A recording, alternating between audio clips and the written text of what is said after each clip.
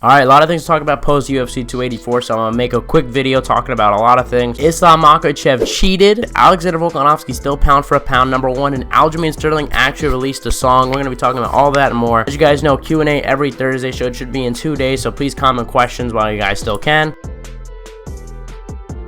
Islam Makhachev cheated. Let's explain this allegation. Dan Hooker came out on Twitter, and this was something at like 4 a.m. on the East Coast, and I actually woke up coincidentally right around that time. I used the bathroom, looked at my phone, and saw Dan Hooker tweeted a lot of things. He didn't say Islam's name, and I was looking at the replies. I constantly was refreshing Twitter, seeing if some breaking news was about to come out that I would have to stay awake and make a video for. And I was waiting and saw there was nothing to this. I was like, hey, is this just a troll? Is this like a joke? I don't really want to buy into it. So I was like, whatever, I'm gonna go to sleep. Went back to sleep, woke up and saw Dan Hooker actually said Islam's name. So now this becomes 10 times more interesting. Now that he has officially accused Islam, it's time to talk about it. And I'm going to be breaking down all of the evidence. You've seen on Twitter a lot of people making allegations. Let's talk about this. And let's start with the first piece of evidence, right? Obviously, it was well documented that there was going to be less time to rehydrate than normal, right? Islam would usually have about till 10 a.m. Eastern time. Then he'd have till like 1 a.m. Sunday, right? So that's a long period of time, about 40 hours. Australia was something like, maybe like 30 hours, something like that. Truth be told, it really shouldn't make too much of a difference, but it is still less time. And we saw that Islam had a rough weight cut, right? We talked about this last week on the channel. Islam is known for having big weight cuts. He had to bring out the curtain to weigh in, and there was talks, according to Michael Bisping, the UFC broadcast team told him, hey, don't be surprised if Islam Makhachev misses weight. So now that we have that out of the way, the context, so that's why obviously Islam would rehydrate himself. So first of all, let me explain, why is he being accused of cheating? What happened? So for those of you that don't know, Dan Hooker came out, accused Islam Makhachev of using an IV, which people use to rehydrate themselves faster after a tough weight cut, or just usually obviously when they're dehydrated. And this is something that's illegal in the UFC. I believe at one point it was legal, but now with USADA it's not allowed, and this could cause up to a 2-year suspension if Islam Makhachev does get caught, if this is indeed true, which this is all allegation at this point. Not even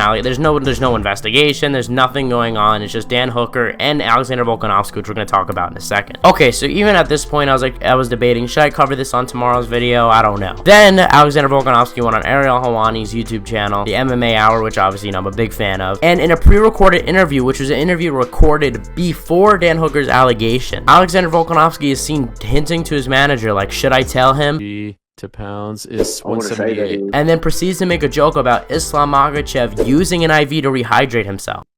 You feel that pretty quick, the IVs and stuff like that. This I just found very strange, from him smirking at his manager to him saying it even before the Dan Hooker allegation. This thing was just so confusing to me. And then the third piece of evidence we're going to talk about now is the mark on Islam's arm. So let's break it down. A lot of people saying this is before the weigh-ins. So obviously before the fight, all fighters take pictures of themselves with the shorts, to just update the picture for the website and things like that. And Islam did the same, but there was a weird mark, which I'm gonna put on the screen, in between his bicep and forearm. Now this mark is exactly where you would put an IV, I'm not gonna lie. Now a lot of people are pointing out, hey, this was before the weigh-ins, so this doesn't make any sense. There was actually an image, and I want to give credit to the MMA guru, because I did watch his video on this, which was another reason why I didn't really want to make a video on this, because I don't want to just reiterate what he's saying, but I still want to give my input on it, so that's why I'm still making it part of the video. But he did find an image where at the ceremonial weigh-ins that mark is still there. Now to me, to play devil's advocate, which I'm not accusing Islam of anything, I don't know, and honestly at this point I'm going to assume it's not true, and I think you guys should too. But to play devil's advocate here, hypothetically, he really could have been testing the IV, right? Like if someone else put the IV into him, maybe they just practiced beforehand. That could be just a stretch. I don't know, I'm just saying hypotheticals here. But as of right now, my stance on this is, look, there's no proof yet. To me, it's a little weird that Dan Hooker and Alexander Volkanovski have both said this. I would have assumed that they wouldn't be reckless and just make these false accusations after losing and look like sore losers. So I'm hoping that there's at least some sort of reason they believe this, whether it's true or not. I doubt that they would just make some random accusation. I could be totally wrong though. Maybe there's just a misunderstanding, but we're gonna have to find out, hopefully maybe in the coming days. Either way, at any allegation, of course it should be investigated, so let's find out what happens. But in other news, Alexander Volkanovski, I think he spent way more time on that than I originally wanted to, but Alexander Volkanovski still the pound for pound #1 king. What do I think about this? Well, if you guys don't know, obviously last weekend's fight was supposed to be for #1 pound for pound, right? Yeah, number 1 pound for pound, Alexander Volkanovski.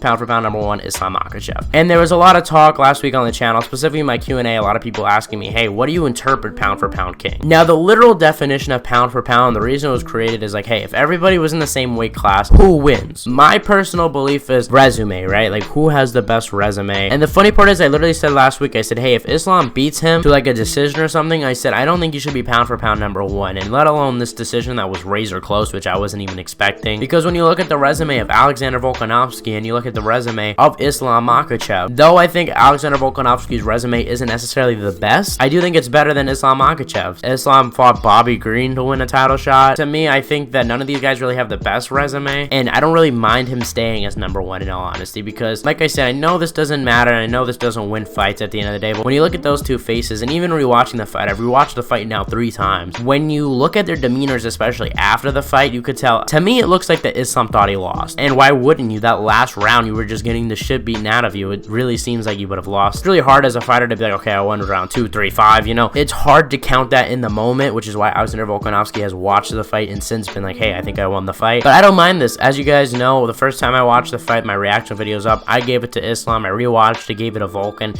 I rewatched it for the 3rd time and still give it a Volk, honestly, that 2nd round. I don't mind that Islam won the decision because I could see it, and especially when I first watched it, I thought Islam won. But that's just my thoughts. I don't mind him being pound for pound number 1. I hope that we have an immediate rematch. That's my stance. If you guys know what I think should happen next, I made a video about it where I thought I had the most perfect plan. I'll put it up on the screen if you guys are interested. But for the final story I want to talk about today, Aljamain Sterling. Now, Aljamain Sterling, as you guys know, was actually on the channel, interviewed by me, if you guys want to go check that out. But for a while, he's been teasing about making a rap song. I even mentioned this in my interview with him. I said, hey, I don't think I actually asked him about it, but I did make a joke about Joyner Lucas, because there was a rumor that he was supposed to have a song with Joyner Lucas. He came out with a song today, flew under a lot of people's radars, and I saw a lot of people on Twitter giving it props. And I'm gonna be honest, guys, I'm not saying I'm gonna be jamming out in the car with the boys, bumping that Aljamain Sterling, but the song's not bad, especially when you consider it to Tyron Woodley. I don't think I saw Aljamain even post about the song. It was a little weird, but it's on Apple Music, it's on Spotify. His artist name is Aljo. It's called Go Dumb, featuring some guy. I'll put it on the screen, like the picture, but it's actually not too bad. I'm not gonna play it here, so you guys can go check it out. I don't think I would listen to it or put it on a playlist or anything like that, but I actually thought it was pretty good. I was a little surprised. I think you guys will be surprised too. Anyway, guys, I think that's gonna wrap up the video here. Let me know your thoughts on everything I just said. Like I said, Q&A is coming tomorrow. Not tomorrow, sorry. Okay, yeah, so Q&A on Thursday. I messed that up. I hope you guys enjoyed the video. Please do a like if you did, and I'll see you guys